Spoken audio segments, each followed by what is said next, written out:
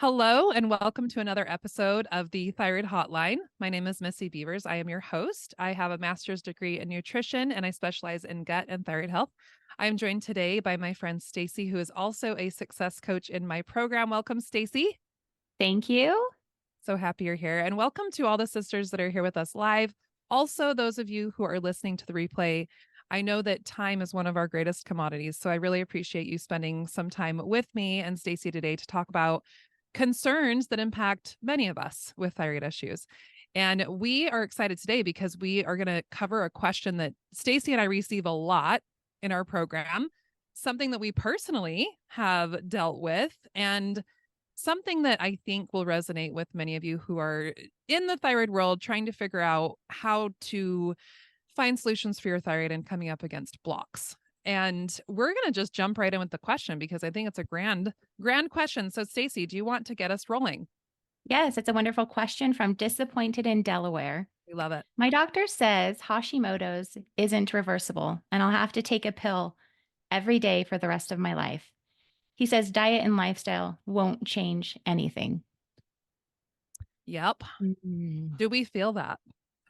We feel that. I have been told that exact same sentence. In fact, yes, I have as well. We could have written this question ourselves. And Yes. I have heard this from not one doctor, but many. You as well? Agreed. Yes. Multiple doctors have told me this. Stacey and I have decades of Hashimoto's under our belts, right? We do. And we've been through lots of practitioners. I was diagnosed at 8 years old, which means that I had a whole lifetime of seeing different doctors and specialists and practitioners and all the things. But yes, I heard this statement dozens upon dozens of times, and it never got less devastating. It's so devastating to go to a doctor seeking help for all these symptoms that you're having. And then, in my experience, and Stacey, I'd love to hear yours next. As soon as they would see that Hashimoto's on the chart, it was like, oh, well, there's nothing we can do because this is an autoimmune problem, which means your immune system is attacking you. And you just have to take medication. There's nothing we can do. And we would ask questions, my mom and I mean, keep in mind, I'm a minor here. So my mom was doing a lot of advocating for me, but she had done a lot of research with diet and nutrition, which I hadn't put into perspective until recently that meant her going to the library. Like she had to go, this is the 1900s. She had to go to a library and she had to go research whatever information was available in 1990s. And putting this in perspective now where I can just type into Google foods that help Hashimoto's and it will tell me all these things. Like she had to put in a lot of effort. And so she would go to the doctor and she would ask about removing sugar or removing gluten or removing dairy. And I remember so many times when doctors would laugh at her and criticize her and say things like, well, there's no evidence that diet has any impact on thyroid and she can eat whatever she wants. But then at the same time, they were criticizing my weight and saying that I was getting too much weight. And so then they were recommending these low fat, the whatever fad diets were happening at the time. So low fat, the Atkins diet, the Pritikin, the Zone. So it was really interesting to have these, polar opposite things of like, nutrition doesn't impact this. Stop eating. You're eating too much, but food doesn't have an impact, but you're fat. Mm. Have you had an experience like that? What was yours like? Mine was, so I was diagnosed with hypothyroidism when I was 24 and just was miserable. After my third baby at 28, went and saw an endocrinologist who said, oh, I'm pretty sure you have Hashimoto's. And I was like, wow, what's that? And so he explained the process. Your body is attacking your thyroid. And I just remember that so clearly. Your body is attacking your thyroid. It can never be fixed. Just take this pill. Um, I just remember going home and I was able to Google that because we were now out of the We were in the 1900s. Googles. We were in the 2006s Yeah. and looking it up, and the information then was, nothing compared to what it is now. And I just remember reading that and just sitting there crying because it was a very devastating diagnosis back then. And Oh. it was a dismal informational society on the internet back then. It was very dismal, no hope, Yeah. nothing. So I just remember my body. Why does my body hate itself? Why is my body attacking itself? And I think that is the worst description of Hashimoto's. Now that I know, 20 years later, what it actually is, it's the worst description you could possibly tell a human. Yeah, I 1000% agree. And like you said, it was lack of information and education back then that perpetuated Mhm. this style of thinking that autoimmune means your body hates you.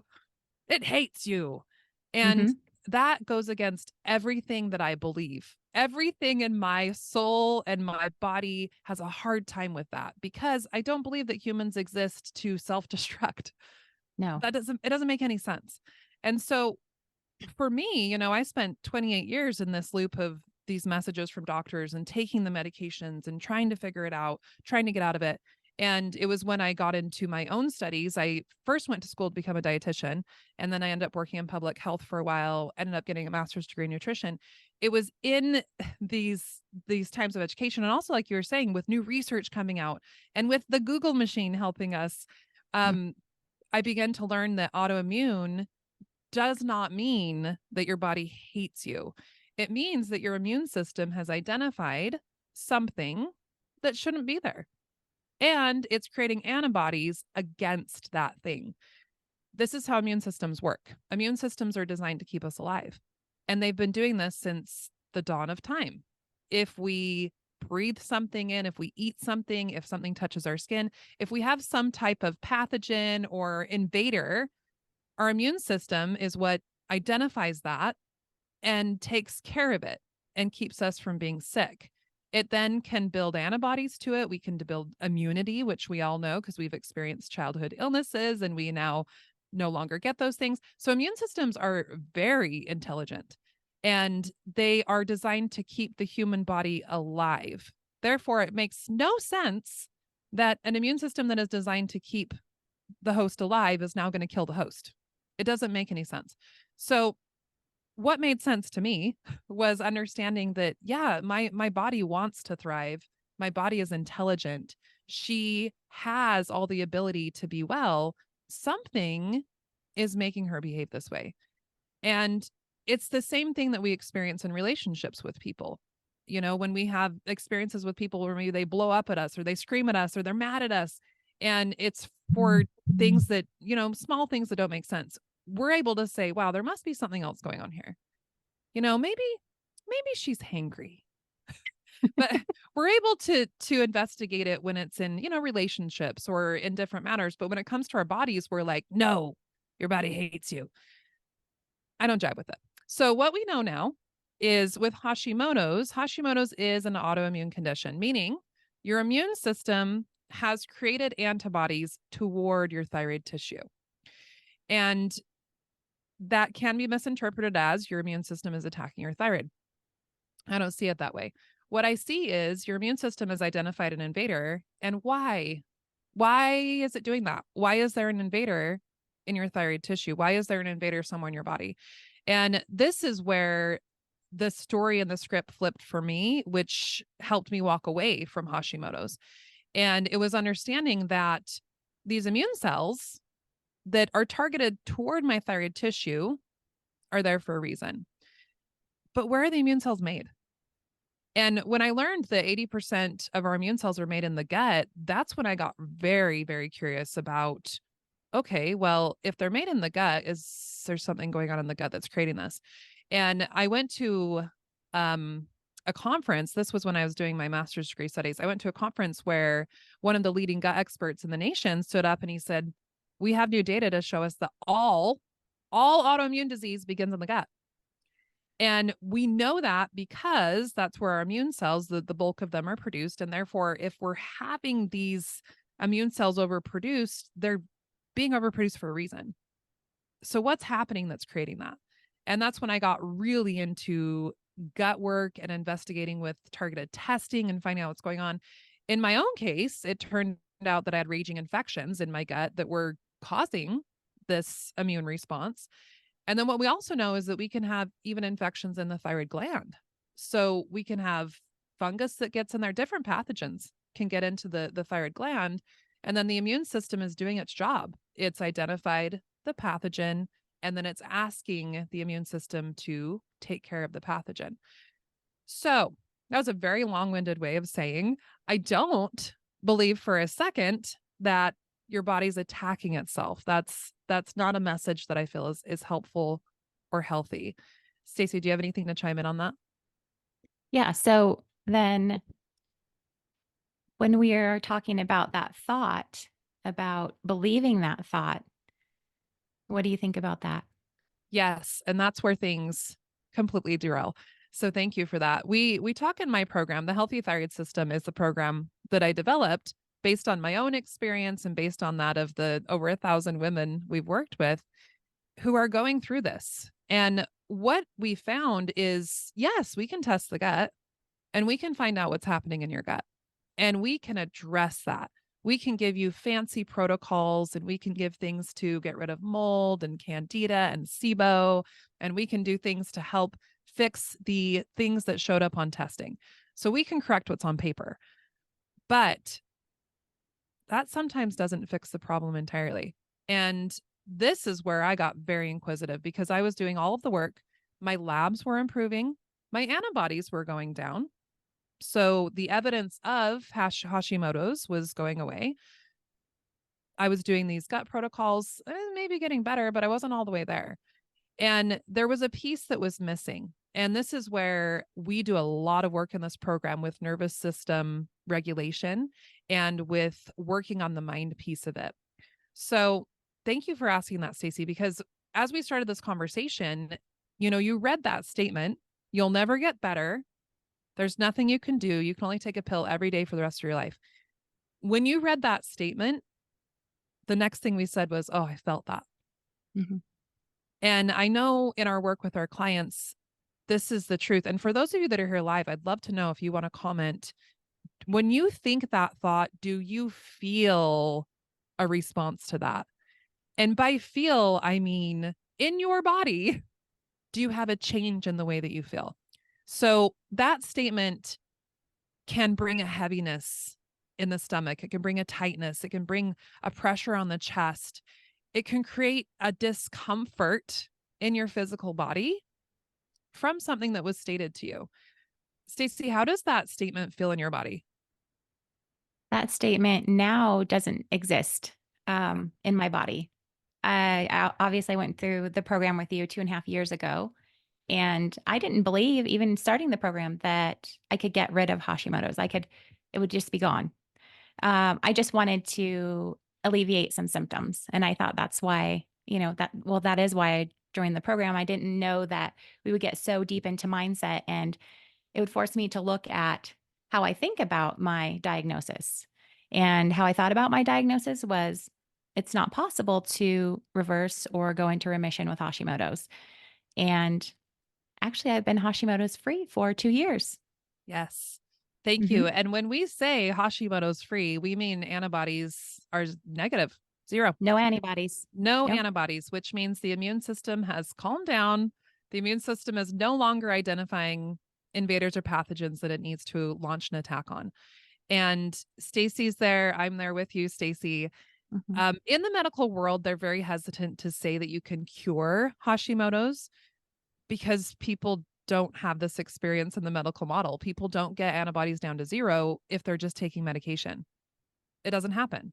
And so in the medical model, they give people medication and then they never see antibodies drop and they never see people get off medication. Therefore, in the medical model, they say it can't be cured and there's nothing you can do. And it's because the method they've been trying to use isn't working. So if you look at it that way, they're correct. They're 100% correct with what they've been trying. Nobody cures this. Nobody reverses this. I'm not going to debate on what the medical actual definition of cured is or what reversed is, but if you have Hashimoto's antibodies at zero, I would be very happy to say that it doesn't exist. And that's true for me as well. I no longer identify as someone who has Hashimoto's. I'll talk about having it. I had it, but there's no evidence in my labs or in my body that there's Hashimoto disease process going on. So, yeah, Stacey, it's exciting for you and I sitting here saying we've done this, our clients do this, we get to see this happen. But I want to talk more in depth about that mindset piece because it is real and it's happening every single day, and it's probably happening with those of you here with us and those of you who are listening to this podcast, maybe in ways you're not even realizing it. So I want to do some education on this and pull up a visual. For those of you that are here live, I think this visual is so helpful. And those of you listening, I will do my best to describe it with flowery words, beautiful pictures. What we're going to talk about here is mindset. But mindset, I feel, is so overused in the market right now. It's this big overarching stamp like, fix your mindset. And I really stray away from anything that is so broad that you don't know what they're talking about. Like, what does that even mean? So, what I've seen that shift to is nervous system dysregulation. So it used to be, a couple years ago, mindset. There was mindset coaches. There was things to help with your thought patterns. Now we're doing nervous system dysregulation. We're doing somatic coaching, and they're all on the same side of the coin. They're saying that the way that we're thinking is creating disruption with our nerves and with our hormones. That's what it's saying. So, like you said, Stacey, within my program, this is something that we teach, and it's something unexpected for a lot of women, and for myself as well. This was a piece of the puzzle that I didn't know was missing. And it was the biggest, probably one of the bigger pieces to finish that image of what was going on. So anyway, what I've pulled up on the screen, it's an image from rhhealth.com. It's really good. And it's showing us the HPA axis, hypothalamus, pituitary, adrenals. For any of our sisters who have been investigating thyroid problems for a while, you may have heard of this, the HPA axis. A lot of functional practitioners teach on this. It's not big in Western medicine, but in functional medicine where I work, this is taught a lot. And it's taught in the sense that your adrenals are causing a problem, so your thyroid can't work. And there's truth in that. There's absolute truth in that. If the adrenals are overproducing cortisol, that can block thyroid hormones. It can create a lot of blood sugar dysregulation. It can create a lot of chaos in the body. But the HPA axis approach says if your adrenals are creating all these problems, we need to fix the adrenals. And I know for myself, and Stacey, I'd love to hear also sisters who are live with us, you can drop in the comments your experience. But I went to many practitioners who blamed my adrenals for the problem. And they would say, let's do the saliva testing. Okay, we do the saliva testing. Oh, your cortisol rhythm is all messed up. Your cortisol's high when it shouldn't be and low when it shouldn't be. And so we need to address the adrenals directly. So now we're going to take licorice. We're going to try and change your cortisol pattern. We're going to do some adrenal complex, or we're going to do some adrenal calm. We're going to now we're going to take things to calm down the adrenals. Oh wait, now we need to stimulate them. So I'm taking these supplements, and I would feel a physical difference in my body. Sometimes I'd feel great for a little bit and then I'd crash, or I'd be like, whoa, what's going on here? But I was able to see that, yeah, whatever they were doing to modulate my adrenals was absolutely impacting the way I was feeling, and it was impacting my thyroid hormones, but it wasn't sustainable. I would have to take these supplements forever. And then as soon as I stopped them, the symptoms would return. And then I even got into needing prescription support for my adrenals because they weren't responding, and I needed to do some hydrocortisone for a while. And it was the exact same thing in the sense that it would work for a minute, but then it wouldn't. It wasn't sustainable. My adrenals weren't getting better. And I started to then fall into that same belief, like we're talking about, that my adrenals were broken. My adrenals are broken. This is an adrenal problem. They're broken. And because they're broken, I just can't get better. Before I go on, you want to hop in on adrenals? Did you have anything like that? I did. I had adrenal fatigue is what I was Yeah. diagnosed with, by a very great, naturopathic medical doctor. She and honestly, this was 48 years old, or sorry, 38 years old, Yeah. and I had never even really been taught about the adrenals, which Mhm. is odd. So I'd never really had any education on the body after going to doctors for over a decade. So when she said your adrenals are fatigued, well, what does that mean? And, just like you said, my cortisol was super low in the morning. and pretty much didn't rise the rest of the day. So I just didn't have any energy. Um, she said I don't normally like to prescribe steroids, but in this case, I've not seen it this low in a very long time. And if you need this to try this, this is what you need to try. I didn't like those; it made me really grouchy, and I had 4 little kids, Yes. so there was no Yep. way I was going to keep taking that. But yes, I stayed on supplements, adrenal supplements, for years. Yeah, same for me. And it was in this attempt to stimulate the adrenals into working. And Mhm. I also had a diagnosis of adrenal fatigue, and it was something that I would use with my clients for a long time. I don't use that terminology anymore because it suggests that the adrenals have the ability to get tired and quit working. It suggests that they can just give up when they want to. We're just not going to work. And that thinking is bought into by a lot of people in the functional medicine and the natural space. The thing is, glands in the body and organs in the body don't just stop working. They have something messaging them, telling them to work or not work. And so this was the long way to get back to this image that I have on the screen to say adrenal fatigue, the actual term though, it's real. You feel exhausted.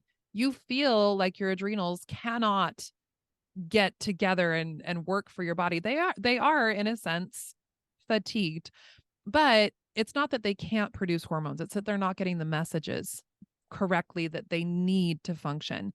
And what we know now, in working with our clients and working with ourselves, is when we can identify why they're not working and remove those blocks, they can recover very quickly and they're capable of working. We just have to find out why they're not functioning as they should, why they're fatigued. Again, going back to the analogy, it's like having a mom that's exhausted on the couch, and then people are like, oh, yeah, she's just fatigued. But then when you investigate all the things that she has to do without any help, it makes Mhm. sense. It makes sense why she can't get herself off the couch. So, what are we talking about here with HPA access? What we're talking about is how are your adrenals receiving messages to function? What messages are they receiving? And are they receiving correct messages to work appropriately, or are they receiving incorrect messages and creating chaos in the body? So, in this image that I have here, the visual on the screen, it shows the H part of the HPA axis. It's the hypothalamus. And this is in the brain. There's a beautiful blue brain on my screen, and it shows this little section of the brain where the hypothalamus is centered. The hypothalamus is so interesting because it's part of the nervous system and the endocrine system. So there are very few glands in the body that belong to both systems, and this is one of them. So that means that it can respond to nervous signals and hormonal signals. So what happens is the hypothalamus, it will sense the need for adrenal hormones, and it will send out CRH, which is a hormone that stimulates the pituitary gland to then make ACTH. I'm not going in depth into these, by the way, because um, I'm not as interested in the stimulant as what we're going to talk about next. So the pituitary gland will make a different hormone that then stimulates the adrenal glands to make cortisol or to make stress hormones. So the adrenals don't just make these on their own. They don't just say, wow, we're stressed, make stuff. No, they have to receive their messages from a series of brain signals that head down to the adrenals and tell them to work. So this, in a healthy body, this system works well. Your brain can sense the need for some energy, for some regulation of blood pressure and heart rhythm, and the adrenals control hormone. They control all the things in the body. They're very important for heart rhythm, blood pressure. They play a big role with anxiety. They control fat burn and female hormones and all those things, blood sugar. So they are very essential to our function. But this is just talking about your brain sensing a need and your brain telling a different part of your brain to send out a hormone to tell the adrenals to work. That is what practitioners are looking at when they're testing your blood levels and when they're doing saliva testing. They're saying, are these hormones being delivered correctly to the correct places in the brain and to the adrenals? And if you're coming up flatlined, like Stacey or I, the answer is no. The messages aren't getting delivered correctly. And so if we just assume that we then can give stimulant to the adrenals, we missed a lot of steps. We missed the H step and the P step, and we just went to the A step. And yes, it will work. Yes, it will stimulate the adrenals to jump into action, but we need to back up and investigate, why did that not work? So within my program, what we're really interested in as the overarching message is immune function, right? Because we work with Hashimoto's and sisters with Graves, autoimmune dysfunction. But what we're really interested in is why? Why is your body behaving this way? And first of all, we want to investigate the gut because we want to see what's going on in the gut. We want to know why those immune cells perhaps are being made incorrectly. Why is there inflammation in the gut? What is creating this? But there are two things that impact the gut most heavily in the body. First of all, it's what we put in our mouth, which is food.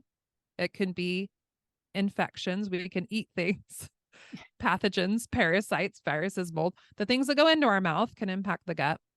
But then the second thing is what we put in our minds. So mind and mouth, those are the two huge factors that impact our ability to control thyroid disease and heal from our thyroid conditions.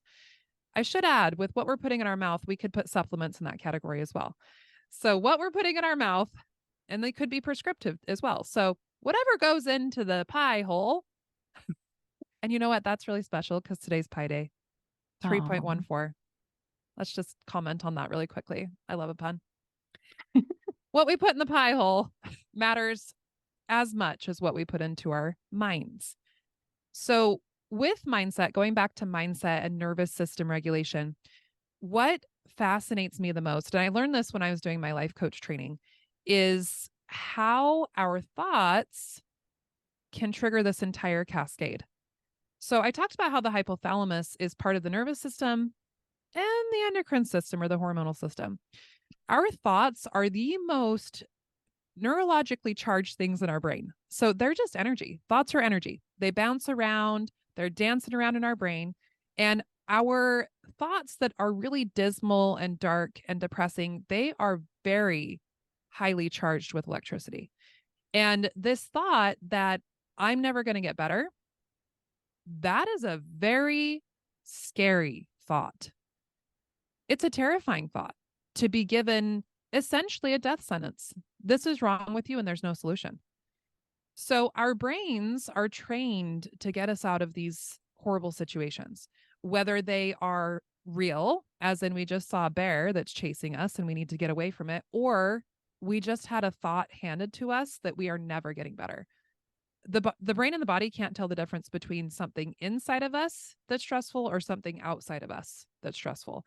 So we have been handed this thought by a doctor. They gave us the thought, and because we trust them and because we should be able to trust them, this thought has now become an electrical impulse in our brain. So now we think this thought, I'm never getting better. And it creates an electrical impulse that the hypothalamus will perceive as a threat. So if this was a tiger or a bear or a lion or tiger or bear, oh my, we would have to run. Therefore, it's going to send the identical cascade. It's going to send the messages to the pituitary that tell the adrenal glands, we've got to go. We've got to get out of here. This is not safe. Run. And it will create that adrenal cascade. How do we know this is happening? Well, you feel it. So as Stacey and I were talking, both she and I have done a lot of work separately and together on mhm. reprogramming thoughts that create this cascade. So for her and I to sit here and tell you that we can read that and not have the physical response we used to, that's a reflection of doing a lot of work. But for those of you sitting here listening who are early in the journey, early in thought work, I would love for you right now, as you're listening, to think in your mind that thought. Think about what's been told to you. Have you heard your doctor tell you that you'll never get better? Have you heard your doctor tell you that this is not fixable? And maybe if you haven't heard those exact words, you can investigate what you have experienced. Perhaps you've been put on medication and then you go back and they have to raise the medication, or they're just saying things aren't working the way that they anticipated. Think about what you've experienced. And as you are thinking those thoughts, be very aware of how your body's feeling. Start tuning into where you're feeling that, to what's going on with you. And what most of our sisters experience when they think that thought, I'll never get better, they start to physically feel something. And I think most commonly we hear people feeling it in their gut, which is a very common place to feel this type of hormone cascade that happens. People will feel a tightening in their chest. They'll breathe harder. Their heart rhythm might pick up. You might feel a tightness in your throat or your shoulders tense up.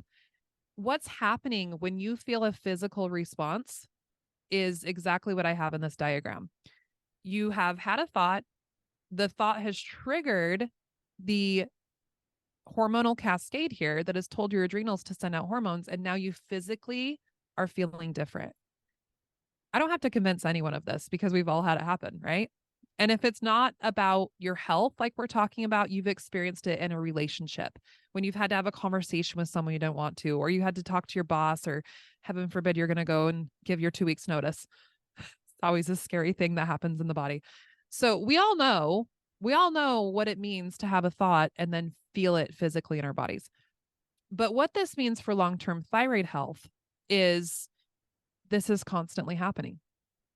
So if every morning you wake up and you take your thyroid meds and you think to yourself, I'm never going to get better, this is the only thing I can do, that means every single morning you trigger a cascade from your brain to your adrenals saying, run.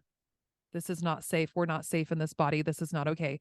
And you're asking your adrenals to make hormones to match the panic. Now, is anything panicky really happening? No, you're just taking a prescription. You're just going to take a pill that's supposed to help you. But if you create this cascade in your body, that actually works against the medication all by itself. So, what we see over time is these infections that are in the gut that a lot of our thyroid sisters have as the underlying triggers. These infections over time can actually suppress the adrenals from being able to respond to these hormones. So you're still having these icky, stinky thoughts. The thoughts are still triggering the adrenals to make the hormones, but the adrenals cannot do it because they are suppressed by infection. And it's at that place where Stacey and I were getting the diagnosis of adrenal fatigue, because if you go and test the levels, they are flatlined. But part of the problem is my thoughts were constantly asking them to perform. They were constantly asking the adrenals to get me out of a bad situation that didn't exist. There wasn't a bear, but my brain believed it because I was running under the process of thinking, you'll never get better.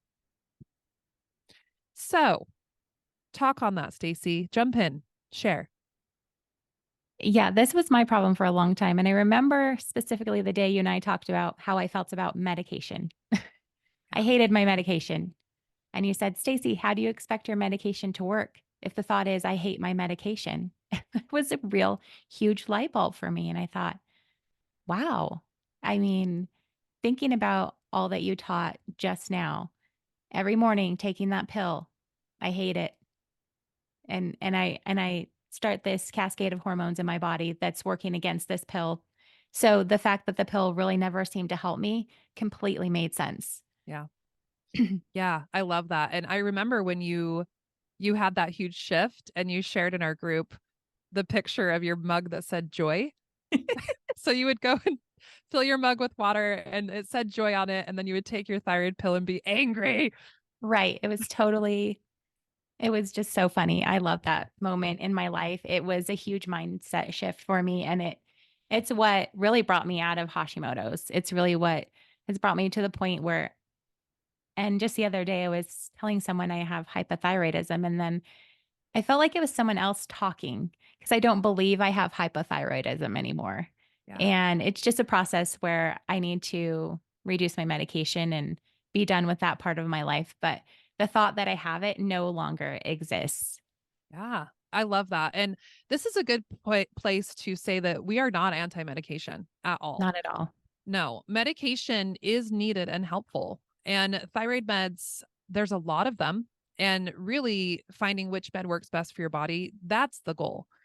And then uncovering why your body's not working, why you're needing the medication. Because like Stacey said, her antibodies are at 0, but her thyroid function is still subpar, meaning that the medication is helping. But like you said, the dose may not be needed. We're looking to find the optimal dose at this point. And I do want to be clear, there is scenarios where Hashimoto's, because the immune system is geared towards the tissue, unfortunately that tissue can get destroyed. Mhm. And we see that happen where women have had this disease for decades. The tissue gets destroyed, meaning that your tissue itself is not capable of producing hormones. We also have sisters who develop cysts or nodules or thyroid cancer or goiters or things that necessitate removing part of the thyroid gland or sometimes the whole thyroid gland. Mhm. In cases like that, the medication is necessary and helpful and wonderful. So it's really important to check your own thoughts on the medication. Check where you're at with that, because like we were talking about, the meds are not the enemy here. They're not. They're here to help. And they serve a very important role in keeping our bodies functioning and moving. But if our thoughts are so negative and angry and devastated in taking them, it's going to trigger this cascade. Mhm.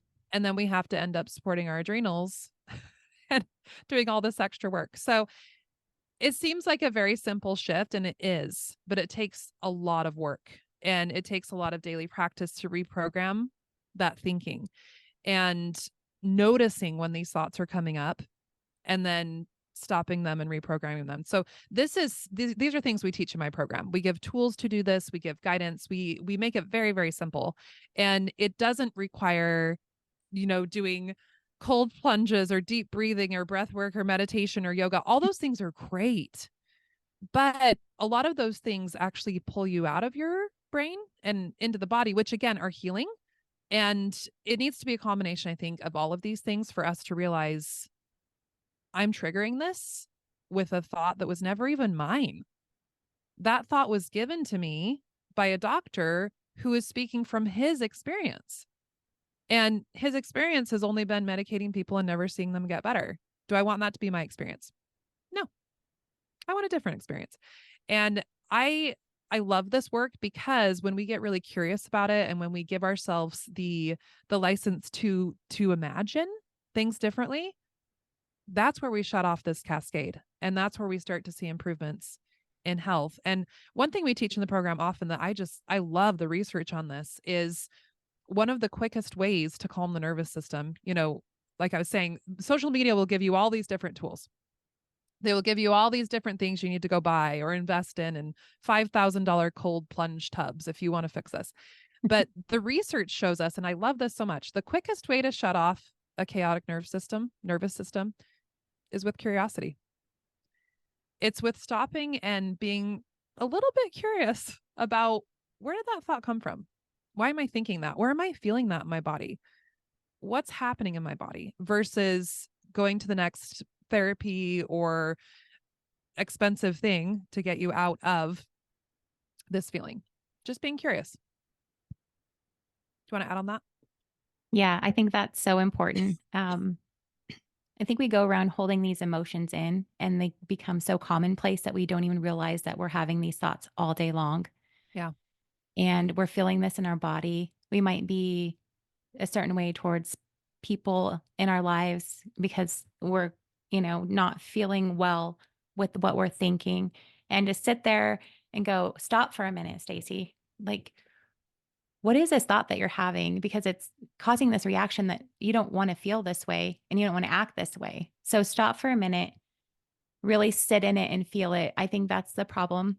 We don't want to sit in these terrible Yes. feelings that we have sometimes. We don't want to feel what it feels like. But like you teach, we need to sit there. We need to think about why we're having this thought. Where did this thought come from? How does it feel in my body? And let it feel that way in our bodies for a little bit. Yes. I love that, because some of the best research I love right now is teaching us that those emotions, they last about 90 seconds. And I love the work of the holistic psychologist. She's on Instagram, Nicola Pera. She's so great. That's a good follow if you want to learn more about this. But she talks a lot about that, sitting with the emotion and allowing those hormones to burn out. It takes about 90 seconds. But in that process of being uncomfortable in our bodies, that's also where we investigate, like you were saying, Stacey, what am I thinking? And is that thought even mine? And for me, when I realized that thought had been handed to me by dozens of practitioners, and specifically the core thought was from the first guy that ever diagnosed me, because I was 8 years old. And we also know that the things you hear before the age of 7 or 8, those become subconscious. Those are the things that we believe. And so for me, that was handed as a belief. And to realize that that thought was never even mine, that I had been subscribing to a a doctor's way of thinking for 28 years, just daily subscriptions, and realizing that I had the power to change that and to choose thoughts. And for me, it became focusing on the power that I had to heal my body, on my innate ability to be well, on trusting that my body wanted to be well, and training my thoughts to believe that. It's a work in progress, and I still do that every day, but there was such a major shift, like you said, Stacey, when you recognize the thought, you start seeing where that thought's showing up, and then you actively say, I don't think that way anymore. Nope, that was the old Missy. She doesn't live here anymore. And working on consistently saying, this is now what I believe. And I believe my body can heal. I believe that the human body is designed to heal itself. And our job is to listen and to investigate and find out why. Why are things not working? What is the underlying reason? Instead of just treating the symptom and stimulating the adrenals more and taking more medication and going after the symptoms, we need to find out why those organs and systems are behaving the way they are, and then doing the thought work on top of it. Mhm. That was a great conversation. That was wonderful. Thank you. Yeah, I enjoyed that. I hope that this was helpful.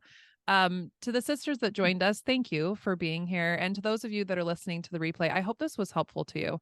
If you resonate with this, if you feel something in your body when we're talking through this and you want help processing through your emotions and gaining tools to control what's happening in a body that often feels out of control, we're here to help. We have my 16-week program. It's called the Healthy Thyroid System. And within that system, we do gut testing. Every sister starts with gut testing because we want to see what's going on in your gut. What is creating your immune system to behave the way that it is? And we work with food and with supplements to get that stuff under control. That's the mouth part of it. The mouth part of it, we can easily make protocols for that. But the mind part of it, that needs just as much work. And so within the Healthy Thyroid System, we do a lot of work with mindset and with tools, and we have live calls where we work through things very much like this conversation we've had today, right, Stacey? Yes, for sure. Yeah. And for our graduates, the bulk of our graduates say things that Stacey just said. I wasn't expecting this part of the program, but this is what changed my life, is uncovering the broken systems of thinking that were handed to me that I didn't even know I was running under, and taking back the power to choose your operating system, to choose if you want to upgrade your iPhone at midnight tonight. Right. We have the choice. Hey, you're an Android user. I'm sorry, I am Android user. Does your does your Android send little messages like that, like we're going to upgrade your software at midnight? No, no, it Okay. just goes ahead and does it. We don't need notification. Okay, well, to my iPhone users that are listening, you understood that reference.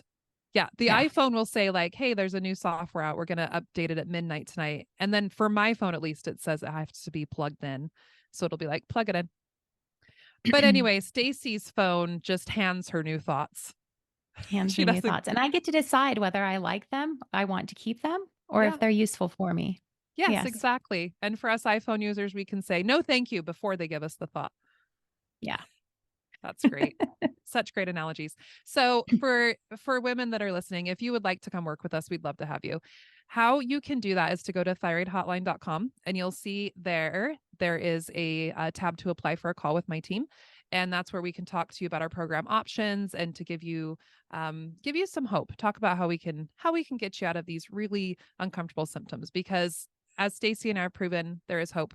And we love helping sisters walk towards a better future. So anything you want to Yeah. add at the end? Yep, there is always hope. So we would love to help you if you can book that call and get Yeah. started. Join us. Sounds great. All right. Well, thank you all for joining, and we will see you on the next hotline. Bye for now.